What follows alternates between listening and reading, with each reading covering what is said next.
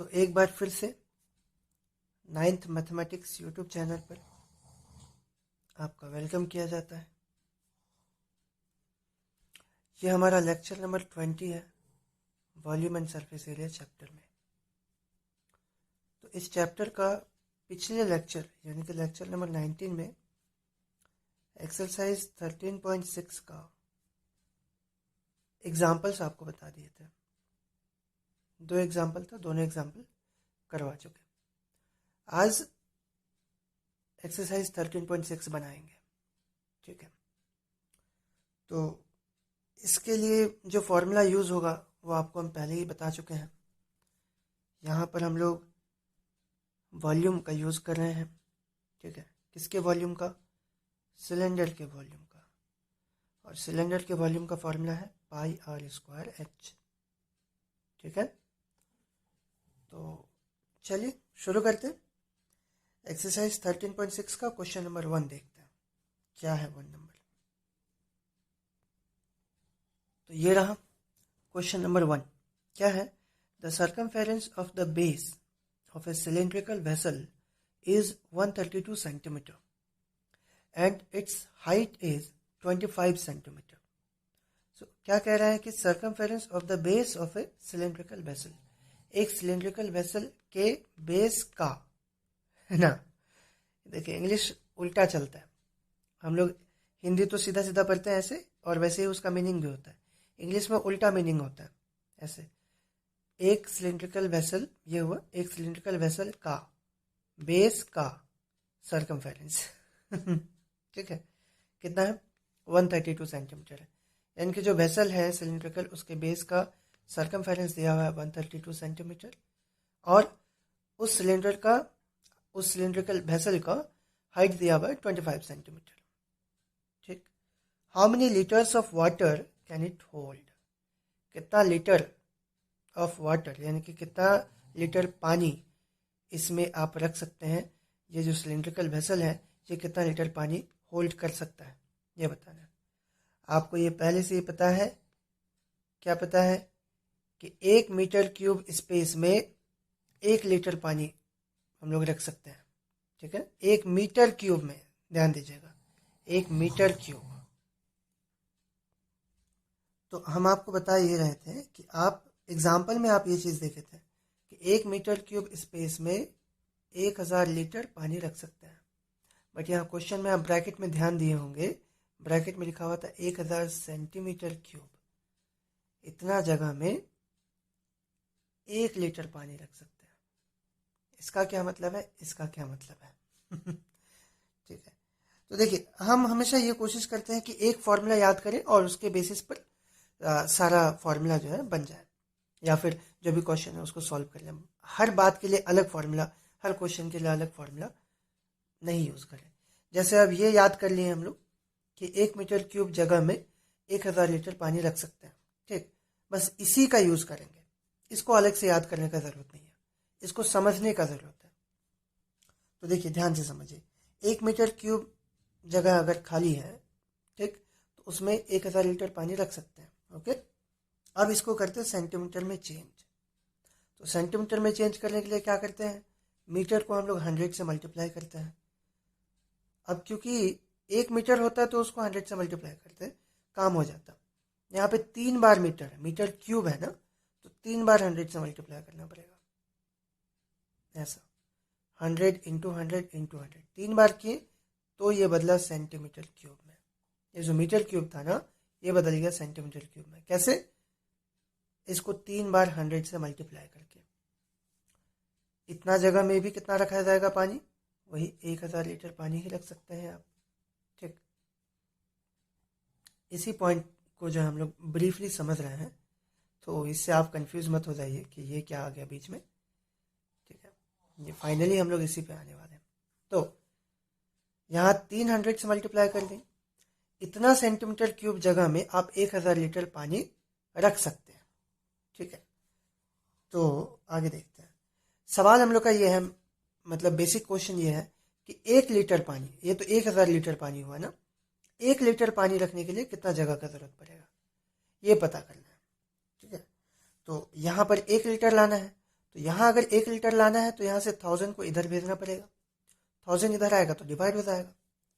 सो यहाँ पर पहले से क्या है, पहले से है 1 गुना 100 गुना 100 गुना 100। अब ये 1000 इधर आएगा तो ये हो जाएगा बाई 1000 सेंटीमीटर क्यूब, बराबर क्या हो जाएगा यहाँ पे 1 लीटर। ठीक है, अब ये 3 जीरो, यहाँ का 2 जीरो और इसका 1 जीरो कट जाएगा, क्या बचा 100 इंटू 10 इंटू 1, क्या आ जाएगा 1000 सेंटीमीटर क्यूब बराबर 1 लीटर। यानी कि 1 लीटर पानी अगर रखना है तो उसको आप 1000 सेंटीमीटर क्यूब स्पेस में रख सकते हैं। ठीक है, ये हो गया एक फॉर्मूला। देखिए वही लाइन आया ना, 1000 सेंटीमीटर क्यूब में 1 लीटर पानी रख सकते हैं आप। तो ये आपका बेसिक कॉन्सेप्ट हुआ। तो बेसिकली हम लोग यही फॉर्मूला याद रखेंगे, हजार बाजार उतना फॉर्मूला करने वाले हैं नहीं। ठीक, कितना फॉर्मूला याद करेंगे, बार बार कंफ्यूजन होगा। तो अब इसको फॉर्मूला ये याद रखेंगे, बस इसी से हम लोग जो कोशिश करेंगे क्वेश्चन को सॉल्व करने का। 1 मीटर क्यूब जगह में 1000 लीटर पानी रख सकते हैं, खत्म। यही बात आप याद रखिए और चलिए क्वेश्चन बनाते हैं। ठीक है, तो क्वेश्चन में हम लोग को सिलिंड्रिकल वेसल का सरकमफेरेंस दिया हुआ है बेस का। सो 1 नंबर अभी स्टार्ट हुआ अपना, यहाँ पर आपको दिख रहा होगा जी। सो बेस का सरकमफेरेंस और हाइट दिया हुआ है, हाइट दिया हुआ था 25 सेंटीमीटर। सो यहाँ पे लिखेंगे here for the cylindrical vessel height is given 25 centimeter and circumference भी दिया हुआ है ना, circumference of the base, base का circumference। so base का circumference कितना दिया हुआ है 132 सेंटीमीटर, ये यहाँ पे लिख दिए। अब बेस का सरकमफेरेंस मतलब क्या हो गया, इधर अगर फिगर हम आपको बगल में बना के दिखाते हैं, ये है अपना सिलेंडर, ये हो गया इसका बेस। तो बेस का सरकमफेरेंस मतलब इसका सरकमफेरेंस दिया हुआ है। फॉर एग्जांपल जैसे ये अपना सिलेंडर है, बड़ा हो गया थोड़ा, ये सिलेंडर है अपना, ठीक है, तो ये इसका बेस बन जाएगा। मतलब अगर ऐसे करके हम रखते हैं तो बेस बन जाएगा। तो बेस का सरकमफेरेंस मतलब ये पूरे का, ये जो गोलाई है इसका आपको लेंथ दिया हुआ है। ठीक है, तो वो सर्किल है ना, और सर्किल का जो है लेंथ क्या होता है, मतलब सरकमफेरेंस 2 पाई आर होता है। तो आप यहाँ पे 2 पाई आर लिखेंगे। ओके, सो 2 पाई आर लिख दें। 2 पाई आर इज इक्वल टू कितना हो गया 132 का 132। अब 2 तो पता है, पाई का भी वैल्यू पता है, आर का वैल्यू नहीं पता, तो आर को आर रख देंगे, 132 इधर आ जाएगा। r इज इक्वल टू 132, ये सारा उधर जाएगा तो ये 2/1 है, इधर आएगा 1/2 बनेगा। ये 22/7 है, इधर आएगा 7/22 बनेगा। ओके, अब इसको काटेंगे तो 2 के टेबल से ये कट जाएगा, 2 6 12। ठीक, यहाँ पर 1 बचा, यहाँ पर 1 बचेगा, 2 उतारेंगे तो 12 ये फिर से बन जाएगा, फिर 2 6 12 कट जाएगा। ये हो गया 66, ये हो गया 22, 11 से कट जाएगा, 11 2 22, 11 6 66। उसके बाद 2 से ये 6 कट जाएगा, 2 3 6। तो क्या बचा 3 इंटू 1 इंटू 7, नीचे में कुछ नहीं बचा। तो r इज इक्वल टू हो जाएगा 3 इंटू 1 इंटू 7, मतलब कितना हो गया 7 1 7 और 7 3 21 सेंटीमीटर। तो इस तरीके से हम लोगों के पास R और H दोनों पता चल गया। 10 परे 10 परे एक ही चीज़ है, 10 R is equal to 21 centimetre and H is equal to कितना दिया हुआ था याद है 25 सेंटीमीटर। सो आपको देखिए याद होना चाहिए, आप जब क्वेश्चन देखते हैं तो ये सब आपके दिमाग में छप जाना चाहिए कि भाई हाइट क्या है, रेडियस क्या आया। ठीक, सो अब इसका वॉल्यूम निकालेंगे। So volume is equal to, volume का फॉर्मूला क्या है पाई r स्क्वायर h। तो पाई का वैल्यू रखेंगे, क्या हो जाएगा 22/7 आर स्क्वायर। आर कितना है 21 है, क्योंकि स्क्वायर है तो दो बार लिखेंगे, आर स्क्वायर हो गया 21 इंटू 21 इंटू एच। एच कितना है 25। ठीक है, ये लिख दें। अब यहाँ पर क्या होगा, 7 से ये कट जाएगा, 7 3 21। सो क्या बचा 22 इंटू 3 इंटू 21 इंटू 25। ठीक, इसको लिखेंगे और इसको मल्टीप्लाई करेंगे। तो चलिए अगले पेज पे लिखते हैं 22 3 21 25। सो यहाँ पर लिखेंगे 21 कितना था, हाँ यहाँ पर है 22 3 21 25। सो अब इसको मल्टीप्लाई कर लेते हैं, तो 22 3 हो जाएगा 66। इधर 21 का टेबल में 5 बार पढ़ेंगे तो 21 5 105 एंड में रहेगा 10। 21 2 42 हो जाता है, 42 और 10 52, इतना आ गया। अब यहाँ 66 से 525 को मल्टीप्लाई करना है। सो 525 66 6 5 30 एंड में रहा 3, 6 2 12 और 3 15 एंड में रहा 1, 6 5 30 और 1 31। फिर सेम आएगा तो वही उतार लेते हैं, प्लस कर लेंगे 5 6 यहाँ 4 यहाँ 3, तो 34650 आ जाएगा 34650। इतना हो गया सेंटीमीटर क्यूब वॉल्यूम इसका। अब पूछा है कि जो वॉल्यूम आया, इस वॉल्यूम में यानी कि इतना जगह में कितना पानी, कितना लीटर पानी आप रख सकते हैं। ठीक है, तो बेसिकली हम लोग को इसको लीटर में चेंज करना है। ठीक, भी पता चल गया। अब लिखेंगे नाउ सिंस हम लोग को क्या पता है फॉर्मूला, कि 1 मीटर क्यूब जगह में 1000 लीटर पानी रख सकते हैं।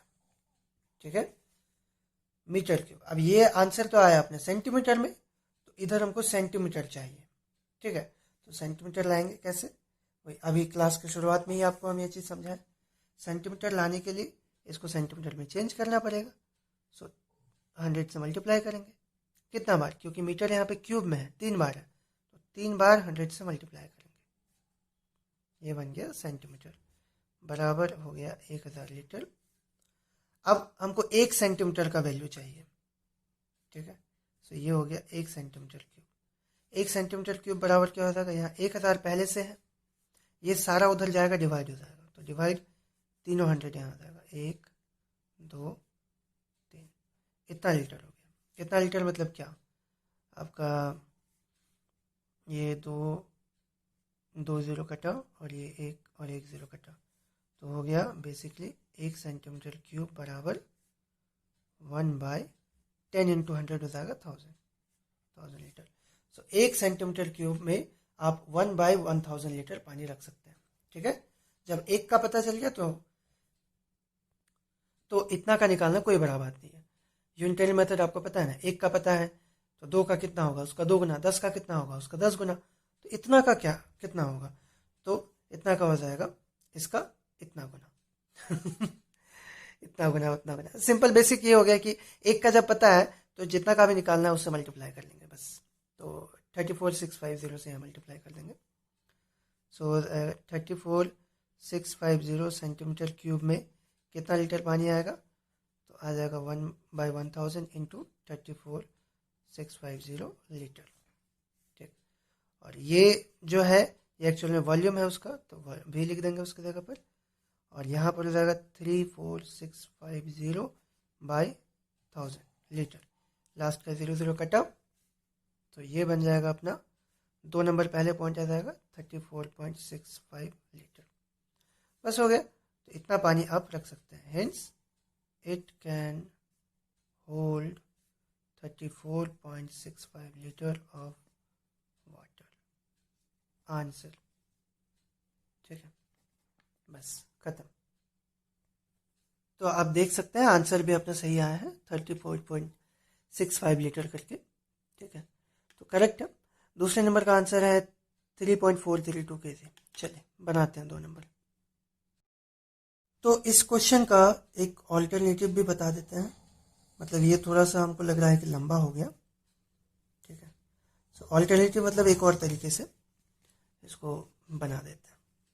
सबसे पहले तो हम लोग वही जैसे शुरू किए तो वैसे ही, here for the vessel we have h is equal to 25 centimeter and circumference of the base का जो circumference है वो दिया हुआ था 132 सेंटीमीटर। ओके, सो circumference की जगह पर आप 2 पाई r लिख सकते हैं इज इक्वल टू 132। यहाँ हो जाएगा 2 इंटू पाई की जगह पर 22/7 into R is equal to 132, right.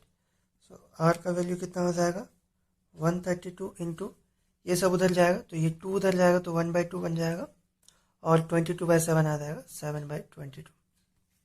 काटेंगे इसको, यहाँ सीधे जो है 22 टू ज़ा 44 हो जाता है, 44 के टेबल में 3 बार में ये आ जाता है तो 7 3 ज़ा 21 हो गया, 21 सेंटीमीटर। ये हो गया आर का वैल्यू। सो लिखेंगे thus r is equal to 21 centimeter and h is equal to 25 centimeter. Therefore volume is equal to pi R square H है तो पाई हो गया 22/7 आर 21 इंटू 21 क्योंकि आर स्क्वायर है इसलिए 2 बार और इंटू एच हो गया 25। यहाँ कटेगा ये 7 है ना तो 7 से ये 21 कट जाएगा 3 बार में तो ये आ जाएगा 22 into 3 into 21 into 25। So multiply कर लेंगे, यहाँ 26 हो जाएगा मतलब 66 हो जाएगा। 25 1 जा 25 एंड मेरा 2 25 2 जा 50 और 2 52। आप सोच रहे होंगे सर क्या कर रहे हैं, सेम चीज़ सेम मल्टीप्लाई बार बार करके दिखा रहे हैं। तो हम ये कोशिश करते हैं कि जब भी मल्टीप्लाई या फिर ये सब चीज़ करने का मौका मिले तो भाई कर लें। इससे क्या होता है कि आपको मन में रहता है, मतलब हम बेसिकली खुद को ये बताते रहते हैं कि चाहे कितना भी कुछ कर लो मल्टीप्लाई में कोई शॉर्टकट नहीं है। तो 6 5 जा 30 हो गया एंड मेरा 3, 6 2 जा 12 3 15 हो गया एंड मेरा 1, 6 5 जा 30 और 1 31। सो यहाँ पे सेम आ जाएगा 0 5 1 3। देखिए मिस्टेक तो नहीं है ना, 6 5 जा 30 एंड मेरा 3, 6 2 जा 12 3 15 एंड मेरा 1, 6 5 जा 30 और 1 31। ओके 5 1 6 हो गया, 3 1 4 और यहाँ 3 का 3। सो याद आएगा 34650 34650 इतना हो गया सेंटीमीटर क्यूब। ठीक, अब क्या कर लेते हैं, इसी को मीटर क्यूब में चेंज कर लेते हैं क्योंकि फॉर्मूला तो अपने को पता है कि भाई 1 मीटर क्यूब में 1000 लीटर पानी आ सकता है, तो इसको ही मीटर क्यूब में चेंज कर लेंगे।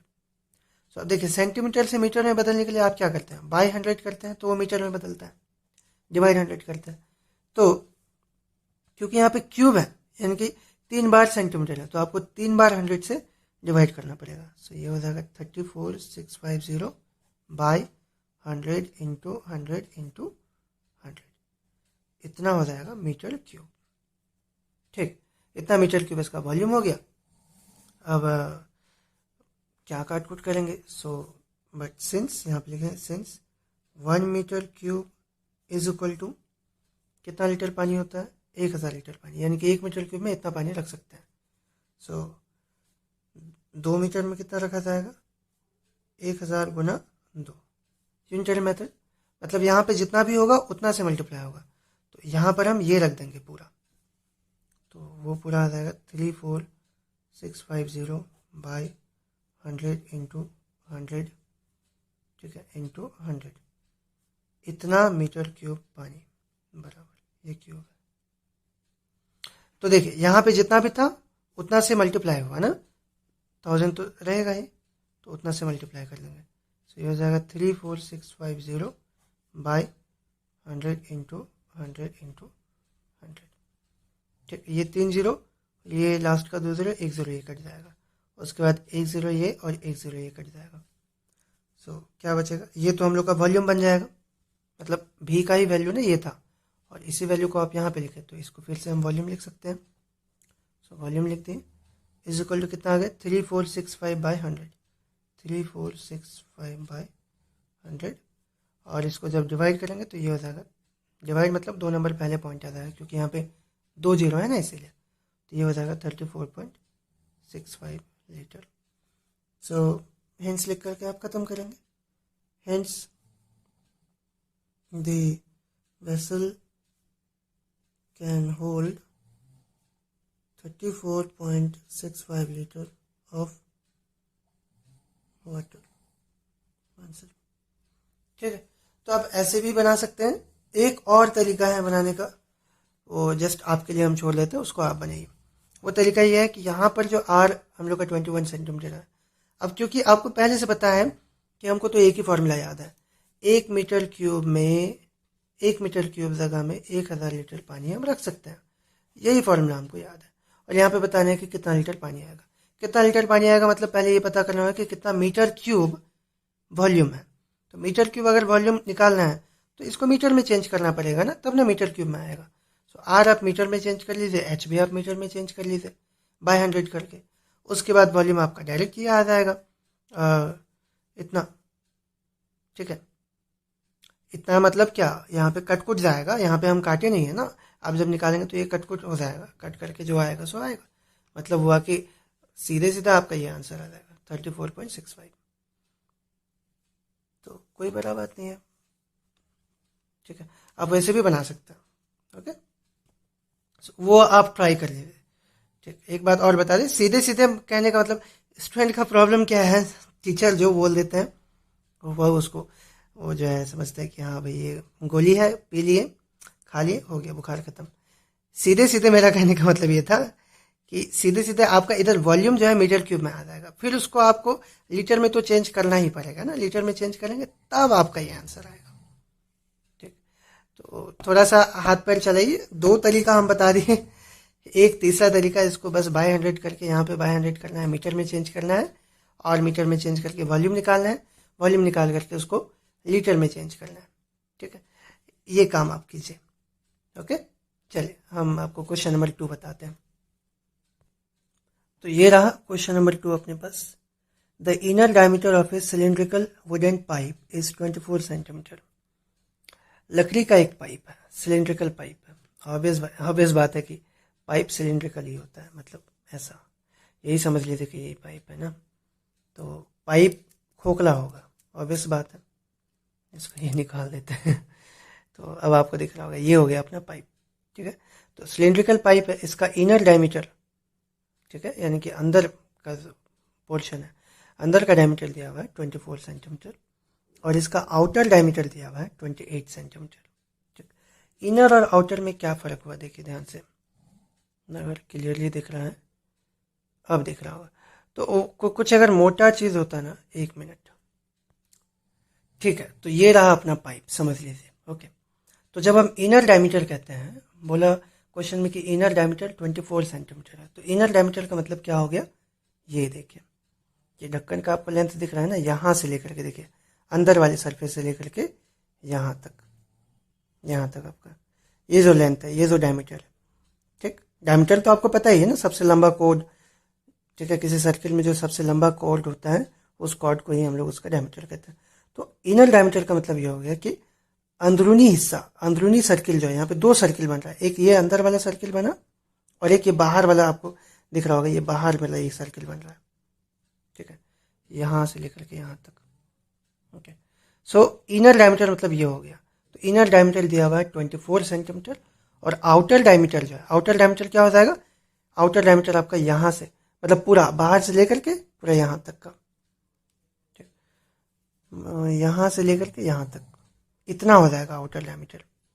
देखिए यहाँ पे देखिए, ये पूरा यहाँ तक ले लेंगे तब हो जाएगा वो आउटर डायमीटर। देख रहे हैं ना, यहाँ पे देखिए आखिरी छोर से शुरू किए हैं और इधर भी आखिरी छोर तक लेंगे, तो ये हो गया आउटर डायमीटर, और ये हो गया 28 सेंटीमीटर।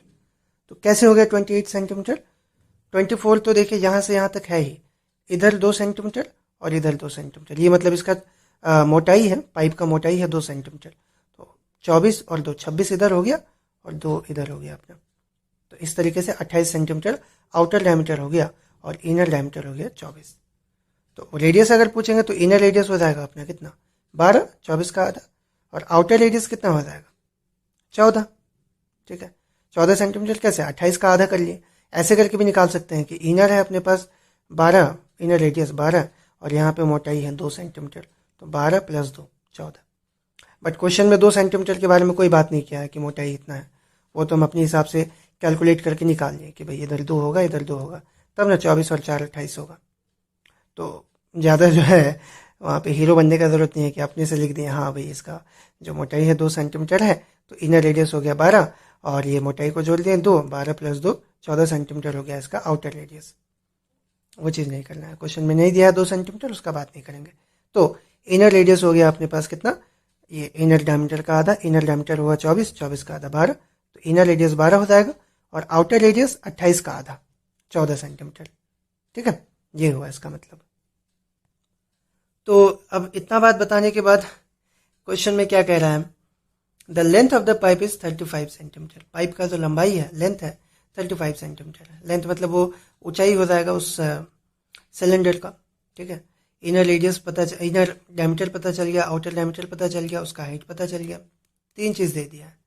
आपको मास पता करना है, find the mass of the pipe. Mass पता करने का मतलब क्या है ना, मास पता करने का मतलब है कि वो कितना भारी होगा, कितना वेट होगा इन अ सेंस। आप हालांकि जब पढ़ेंगे ग्रेविटेशनल फोर्स है ना फिजिक्स में, तब आप ये पढ़ेंगे कि मास और वेट अलग अलग चीज़ होता है, एक नहीं है।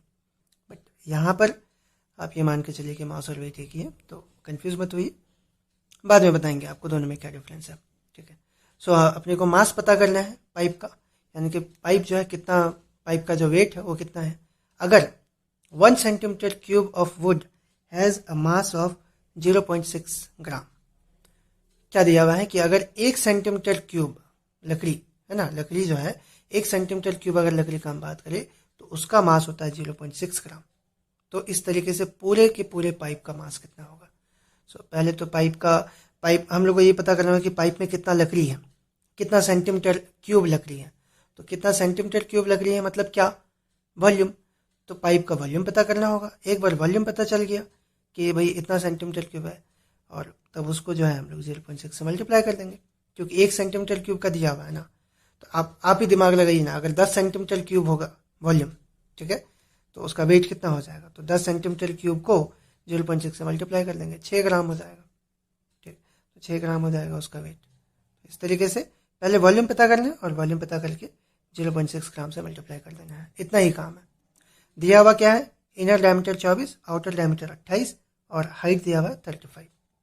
चलिए बनाते हैं। सो 2 नंबर में हम लोग लिखेंगे here inner diameter 24 centimetre, outer diameter 28 centimetre and height given है 35 centimetre.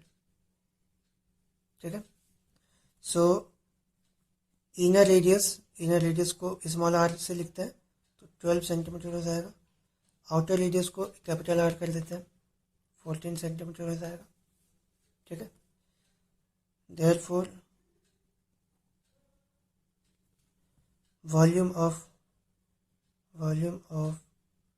Would used in the pipe में जितना लकड़ी यूज हुआ है उसका वॉल्यूम। ठीक है, तो वो आप कैसे निकालेंगे, देखिए ये चीज़ आपको हम फिगर के थ्रू समझाते हैं।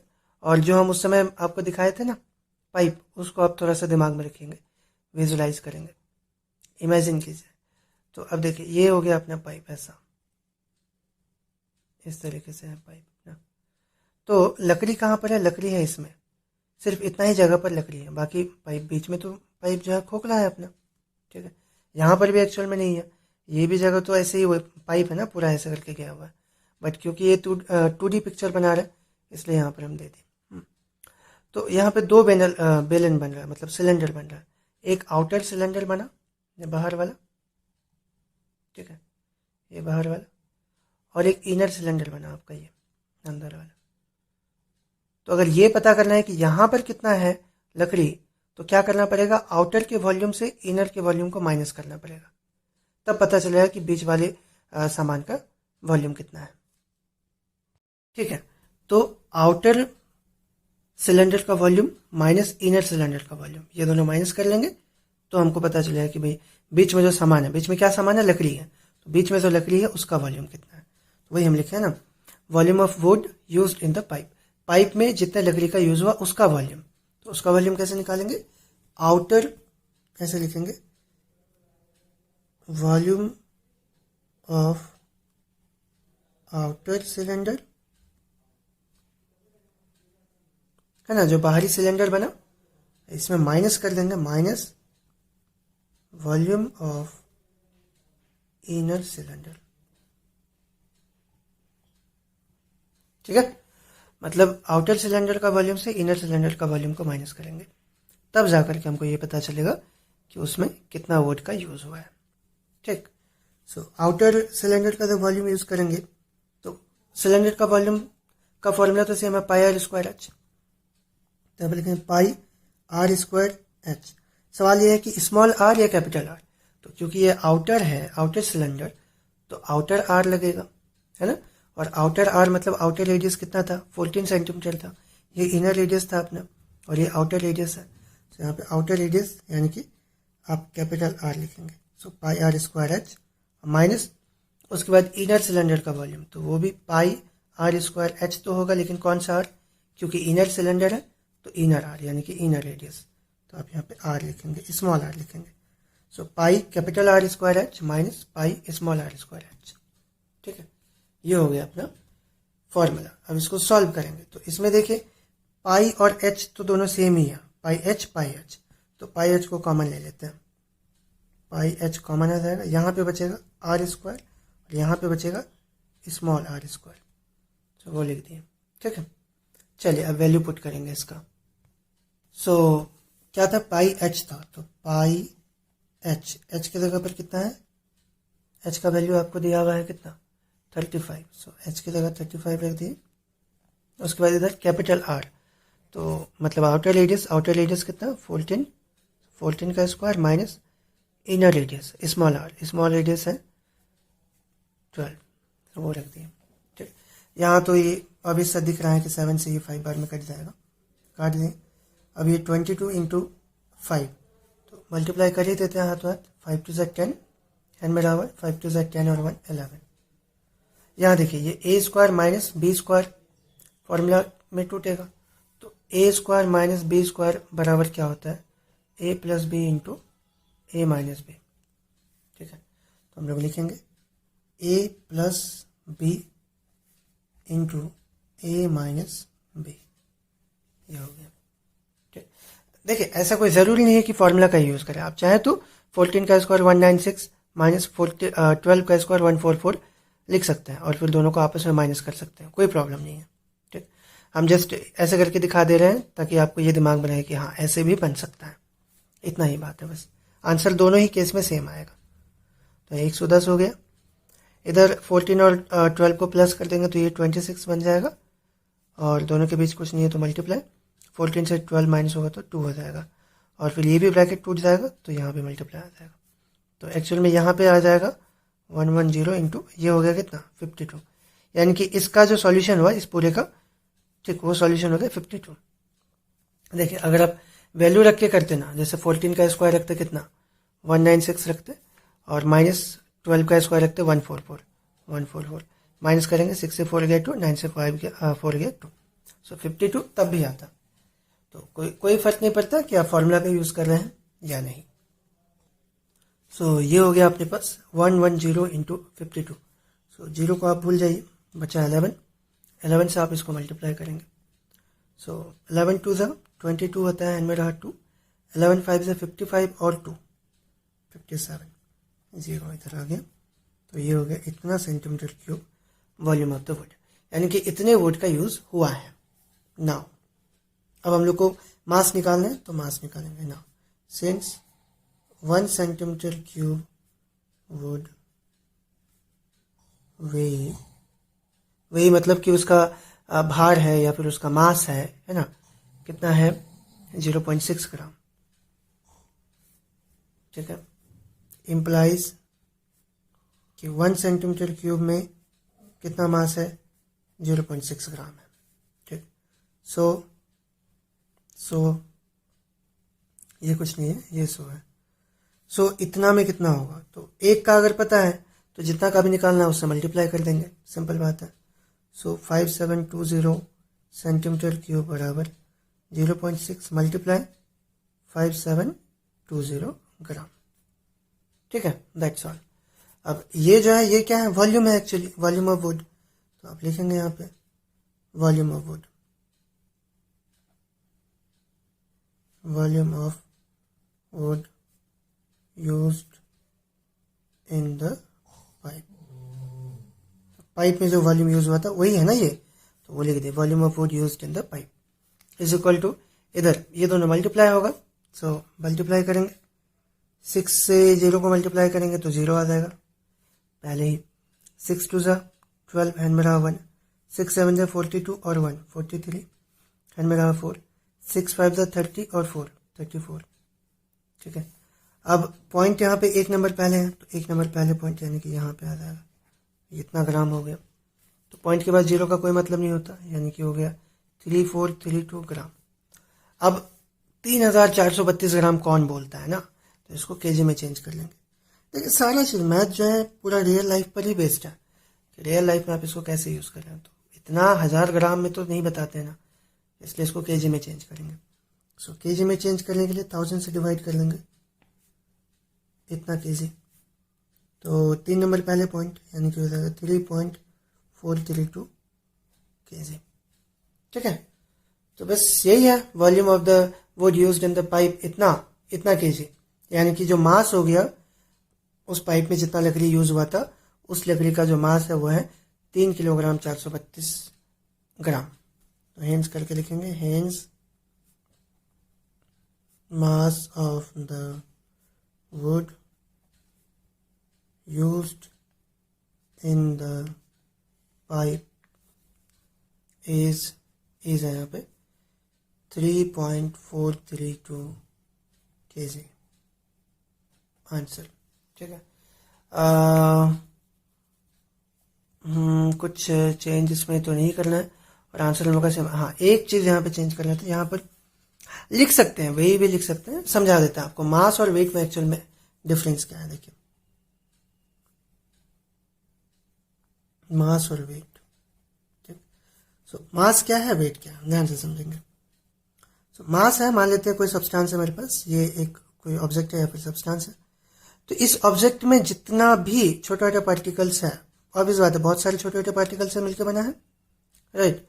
तो उन सारे पार्टिकल्स का जो नेट अमाउंट होगा, है ना, जो नेट अमाउंट होगा यानी कि जितना वेट जितना भारी होगा वो, ठीक है, वो सारा पार्टिकल उन सब पार्टिकल्स के मास, उन सब पार्टिकल्स के वेट को, है ना, सम करके जितना आएगा वो होगा उसका मास। ठीक, मतलब जितना अमाउंट उस किसी चीज में, मान लेते हैं, अभी आपको थोड़ा सा और क्लियरली करके बताते हैं तो आपको समझ में आ जाएगा, सिंपल भाषा में बोलते हैं। सपोज करते हैं ये एक ऑब्जेक्ट है और ये ऑब्जेक्ट जो है ऐसा ऐसा छोटे छोटे पार्टिकल से मिलकर के बना है, ठीक है, बहुत ही छोटे पार्टिकल से इनसे मिलकर के बना है। मान लेते हैं कि इन पार्टिकल्स का जो संख्या है टोटल इसमें 25 संख्या है, 25 पार्टिकल्स है। तो ये जो 25 हो यही इसका मास है, इसी को हम लोग मास बोलते हैं। ठीक है, मास का मतलब हो गया net amount of substance used और constituted in the object, net amount of substance constituted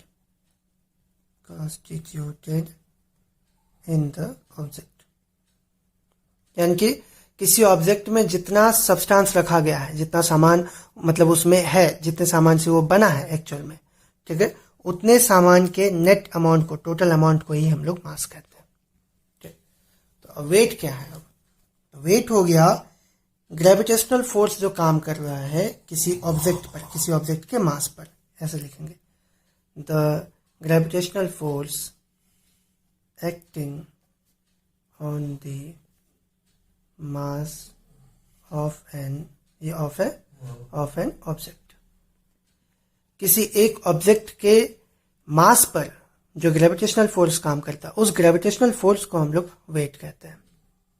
ठीक है, यानी कि वेट एक्चुअल में ग्रेविटेशनल फोर्स है। और यही कारण है कि वेट चेंज होते रहता है। आप चांद पे चले जाइए, मून पे चले जाएंगे, ठीक है, तो मून पर आपका वेट कम हो जाएगा। क्यों कम होगा? क्योंकि मून का जो ग्रेविटेशनल फोर्स है वो अर्थ के ग्रेविटेशनल फोर्स से बहुत कम है ना, 1/6 कम है। मतलब अर्थ का जो ग्रेविटेशनल फोर्स है ये 6 गुना ज्यादा है। यानी कि यहाँ का जो 6 केजी का चीज है, इसको अगर आप ऊपर लेकर के जाएंगे ना, मून पर लेके जाएंगे, तो वहां पे आपको 1 केजी दिखेगा वो, ठीक, क्योंकि उसका ग्रेविटेशनल फोर्स कम है। तो देखिए यही है, केजी क्या है? वेट है ना। तो वेट चेंज हो रहा है। क्यों चेंज हो रहा है? क्योंकि वेट एक्चुअल में ग्रेविटेशनल फोर्स है। कितना ग्रेविटेशनल फोर्स उस ऑब्जेक्ट के मास पर काम कर रहा है, ठीक है, उस ऑब्जेक्ट के मास पर जितना भी ग्रेविटेशनल फोर्स काम करेगा वही ग्रेविटेशनल फोर्स उसका वेट होगा। और इसलिए वेट का जो ऐसा यूनिट होता है वो न्यूटन होता है, ठीक। वो तो हम लोग सामान्य बोलचाल में केजी में लिख लेते हैं, बट एक्चुअल में इसका ऐसा यूनिट न्यूटन होता है, ठीक है, क्योंकि ये ग्रेविटेशनल फोर्स है और फोर्स का ऐसा यूनिट न्यूटन होता है, तो वेट का भी ऐसा यूनिट जो है न्यूटन ही होता है, राइट। सो एक बार मास आपको हम एक बार फिर से बता दें। मास का मतलब हो गया कि किसी ऑब्जेक्ट में कितना क्वांटिटी, कितना सामान मौजूद है ना। जितने सामान से वो बना है, छोटा छोटा पार्टिकल से मिलकर के बना है ऑब्वियसली, तो जितना चीज से मिलकर के वो बना है उसके नेट अमाउंट को, टोटल अमाउंट को हम लोग उसका मास कहते हैं। और ये मास कभी नहीं बदलेगा, हमेशा सेम रहेगा, चाहे चांद पे जाए या आप शुक्र ग्रह पे चले जाए, फिर मंगल पे चले जाए, कहीं पर भी चले जाए।